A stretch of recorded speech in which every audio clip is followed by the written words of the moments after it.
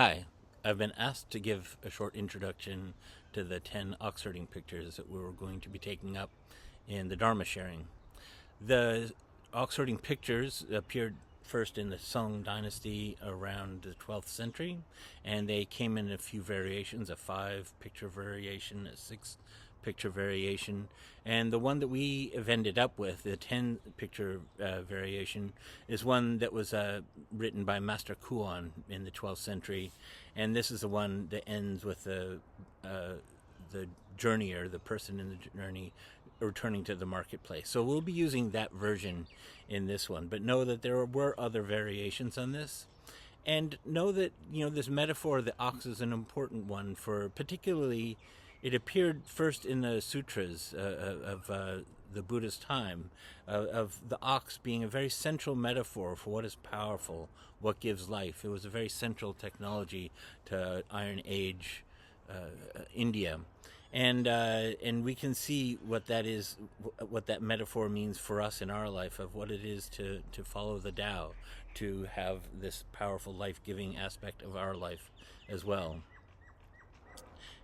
I want to mention, as I began my studies in Zen, I often didn't know where I was in the practice. I started and I began working with some certain koans, and I finished my first set of koans, and the teacher just gave me another set. I said, "Oh, I thought it was done." No, you work with these ones. And finished that one, gave me another one. I said, how many collections of koans are there? Don't worry about it. Just keep on practicing.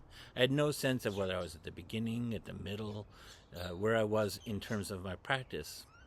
And I think that can be very helpful, that we are not trying to get to any one place, and just to practice with this where we are. Practice this koan right this moment. No real sense of getting to the end of a path, but to just walk the path, as it were. This dawning sense of authenticity and freedom doesn't need a metric. We don't need to know where we are in the path. Eventually, we can see that it is a very clear path, but it was good not to know where I was on it as I walked it. Just walk where you are. And this can be instructive for us as we consider the 10 Oxherding pictures.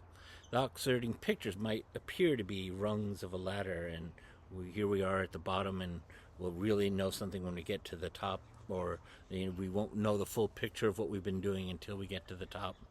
And there is an aspect that's helpful around that, to notice that there are elements of our practice now that are going to be different later, that there's more to the path than we might be seeing right this moment.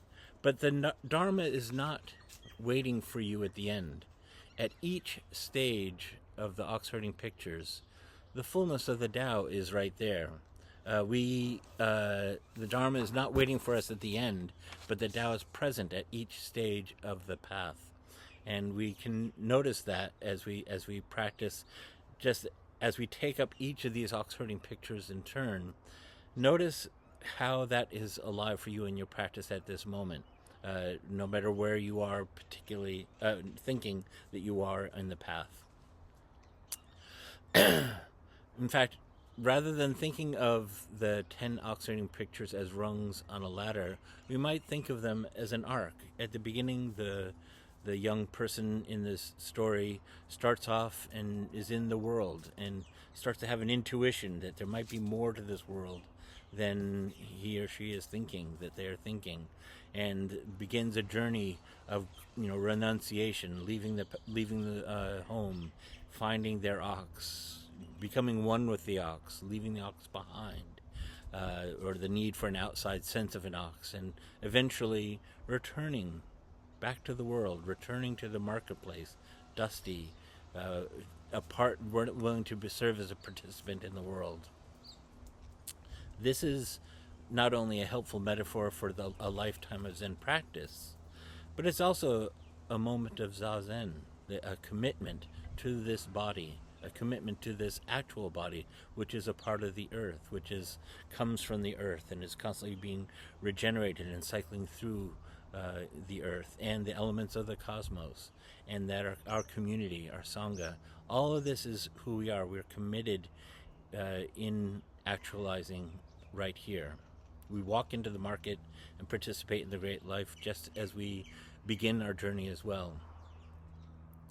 So right now, wherever we are, this is the point of practice. We are not halfway or medium way or nearly at the end.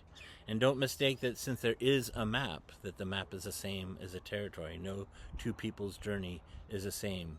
You just walk your path. Walk on.